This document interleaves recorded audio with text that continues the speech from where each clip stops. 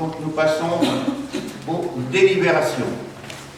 Alors, la délibération numéro 1, nous allons la donner à Jean-Michel Bourgeot, demande de subvention à l'État au titre de la dotation d'équipement des territoires ruraux 2020, concours complémentaire pour l'accessibilité des personnes à mobilité réduite.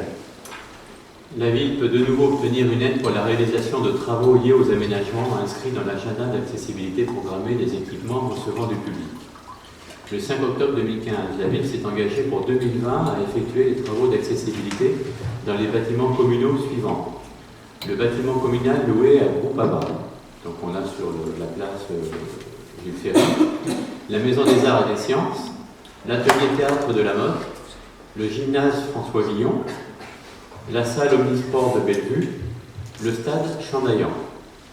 Au marché de travaux seront ajoutées des rampes d'accès aux bâtiments suivants. Au niveau de l'école maternelle des Cladets, l'école élémentaire des Cladets et l'église Saint-Pierre.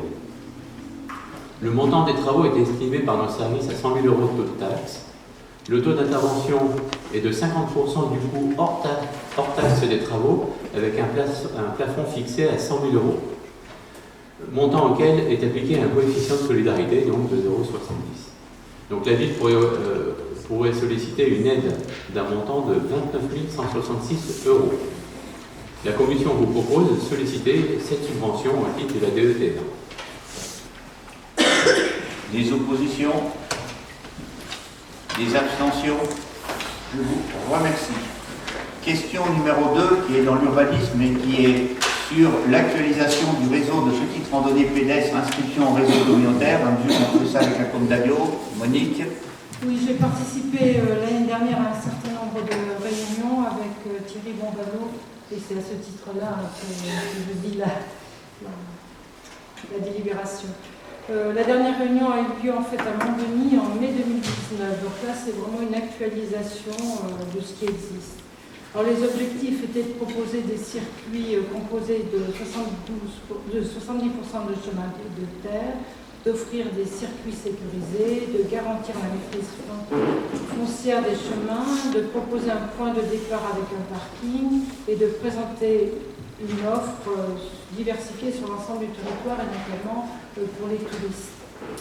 Alors après un diagnostic, donc, il a été proposé d'ajouter 2 petites boucles au tracé du circuit Isère 2000, une boucle par les Méreaux et une par le camp de Chambalier. Donc principalement dans les bois, elles sont déjà utilisées abondamment par les promeneurs et les coureurs à pied. Donc on propose également de modifier le nom du circuit. Alors là, c'était une demande surtout de Moulin Communauté et puis du représentant du conseil départemental qui trouvait que le circuit 2000, Isère 2000, c'est un peu anachronique puisqu'on était déjà presque en 2020. Donc ils ont proposé, ce n'est pas moi, Isère en vert. Et voilà, donc on propose de valider la modification du circuit en incluant les 2 petites boucles, de valider son changement de nom et de proposer donc Isère en vert et d'accepter l'inscription de ce nouveau circuit au plan départemental des itinéraires de promenade et de randonnée. Des remarques, Siosé? Bon, sur le principe, bon, c'est bien ce que... C'est pour harmoniser. Sur oui, non, mais c'est bien ce que... Quand vous matérialisez, tout ça, ça nous convient très bien, sauf que quelque chose qui nous interpelle, Isère 2000, je trouvais que ça allait bien. Ça existe quand même depuis quelques années, comme ça. Je vois pas pourquoi, pour ce qui nous concerne, on souhaiterait qu'on garde Isère 2000, Isère en vert. Ça veut dire quoi? Isère en vert, pourquoi? C'est le représentant du département qui a vraiment insisté. Hein. Moi, non, mais attends. Les Isériens quand même. Non, mais attends. Que ce soit une demande du département, il serait là, je dirais pareil, et je vais le dire pareil. Que ce soit le représentant de la communauté d'Agglo, ça c'est pas notre problème. Notre problème, c'est nous, conseil municipal, et notre groupe, nous, on souhaite, on demande qu'on reste Isère 2000. Parce qu'il n'y a rien qui justifie qu'on puisse changer comme ça. Demain, un PV, si l'année prochaine on va faire un petit truc, on va pas changer. Bon, non. Voilà. Non, c'est notre position. On peut peindre les panneaux en vert. Je vais répondre pas d'autres interventions. Bon, moi, je veux juste rappeler, par contre, c'est l'occasion de le dire, que ça a été débattu, discuté en commission. Moi, quand je regarde le compte-rendu de la commission... Non, mais personne n'y était. Par contre, c'est aussi... Il y en a qui étaient quand même. Justement, moi, je voudrais justement rappeler quelques éléments. Je voudrais juste rappeler, en dehors de ça, puis après on pourra discuter par rapport. Moi, je vais quand même rappeler. Il y a eu une commission urbanisme qui s'est tenue le 5 février. Simplement, on discutait, ça a été discuté, Isère en vert ou Isère 2000, en dehors des aspects du fond. Je voudrais juste dire que je suis quand même assez surpris, donc je voudrais rappeler les choses, même si on est en fin de mandat, il faut qu'on se rappelle d'un certain nombre de règles, qu'effectivement, on a cette délibération, mais qu'est-ce qui se passe? Il faut savoir que ça a été discuté le 5 février, et que le 6 février, c'est-à-dire le lendemain, il y avait dans un journal d'un pseudo-journaliste tout ce qui s'était dit à la commission en disant qu'il était, c'est l'argumentation que vous venez de dire, qu'il était inadmissible de changer le nom, de mettre en vert. Je tiens juste à rappeler que nous avons un règlement intérieur. Non, je ne dis pas de vous, je profite de cette occasion, j'ai prévu de le rappeler. Je rappelle qu'il y a un règlement intérieur qui est très clair sur le fonctionnement des commissions. C'est-à-dire que les commissions, tout le monde a voté, c'est un texte de loi, les délibérations des commissions ne font pas l'objet de diffusion publique, ni les avis ou votes émis au cours de leur réunion. Ce que je veux dire, c'est qu'indépendamment de ce que vous dites, il y a des membres qui étaient à la commission qui ont donné l'information. Et je dis, attention, c'est pas fondamental, mais si on commence, je rappelle qu'une commission n'est pas une réunion publique et ce qui se dit dans cette commission. Donc je rappelle globalement que, attention, les commissions, ce n'est pas des lieux où on doit transmettre tout ce qui s'est dit après. Que après le débat d'aujourd'hui, ça sera transcrit les inscriptions, vos réactions, c'est normal, mais je rappelle les règles. Même si on a plus de deux conseils municipaux, attention, il y a des règles. Et je ne sais pas qui est dedans, il y avait quand même 100 000 personnes qui étaient présentes. Alors j'étais à la commission, et je peux vous rassurer, je n'ai pas rapporté quoi que ce soit de la commission. Mais redonnons des couleurs à Isère, ça me va bien. Mais chacun peut sortir son slogan politique quand il veut, c'est la règle du jeu, ça n'est pas.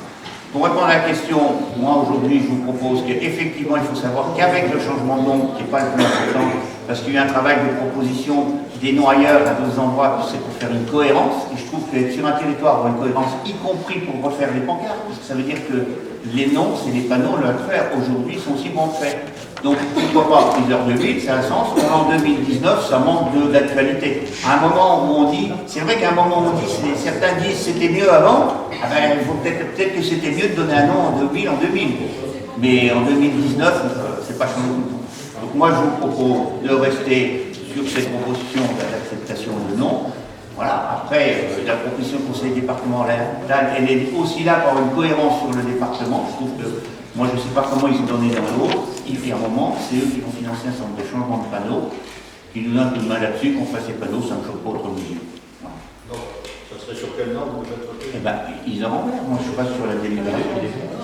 Et les boucles, il y a un rattachement des boucles. Alors si certains veulent un vote séparé, en disant OK pour les boucles, qu'on les intègre, et pas d'accord pour le nom, moi on peut faire un vote séparé. Parce qu'il y a quand même 2 votes à l'intérieur. Bon alors, sur agrandir, je pense qu'il n'y a pas de souci, on va enregistrer, je vais accepter, je ne veux pas faire... Avant qu'on passe au vote, je tiens à dire que lors de la commission, tout s'est très bien passé. La seule question, c'était Michel Clerc qui l'a posée concernant le département pour savoir si le département était associé. Je lui ai répondu qu'évidemment le département était associé, vu que c'était écrit dans la délibération et qu'il n'avait pas bien lu avant. Ce que je veux dire par là, c'est que lors de la commission, les personnes présentes n'ont fait aucune réflexion. D'accord? Alors évidemment, il n'y avait pas la presse. Mais aucune réflexion, tout le monde était d'accord avec cette proposition. D'ailleurs, pour ceux qui étaient à la commission, vous pouvez lire le compte rendu, il y a un avis favorable pour cette appellation. Pour le présent. Alors, moi je me soumets au vote la première délibération qui serait la partie valider la modification du circuit, c'est les lieux, et d'accepter en même temps l'inscription au plan départemental des itinéraires, parce que je suppose que ça va de pair. Sur ce point-là, qui est contre? Qui s'abstient? Qui, maintenant, je mets le changement de nom et d'accepter Isère en vert avec la cohérence que propose tout. Qui est contre? Qui s'abstient? Donc 5 abstentions. Je vous remercie. Ok. Alors, point numéro 2. Non, je l'ai fait. Alors, on passe au 3. Parc d'activité d'Amotte, vente d'un local de stockage, délibération complémentaire. Jean-Michel. Le 18 septembre, nous avions délibéré pour la cession d'un local de rangement au parc d'activité de la mode. Par courriel du 5 février 2020, le notaire de la ville indiquait que pour enregistrer la vente, il était nécessaire de valider la modification de l'état descriptif de division par une délibération au conseil. Ce document a été établi par le cabinet de géomètre expert ADAV le 1er octobre 2019. Le compromis de vente est déjà signé. La vente définitive se fera semaine prochaine probablement, de ce fait, donc très prochainement. Évidemment, M. Soldon Olivier, l'acquéreur, est informé de cette démarche. Pour votre information, un ferronnier d'art viendra s'installer au parc de la Motte dans ce local. La commission vous propose de valider la modification de l'état descriptif de division établi par le cabinet géomètre et d'autoriser M. Perrin, ou en cas d'indisponibilité, un adjoint à signer l'acte. Opposition, abstention. Je vous remercie.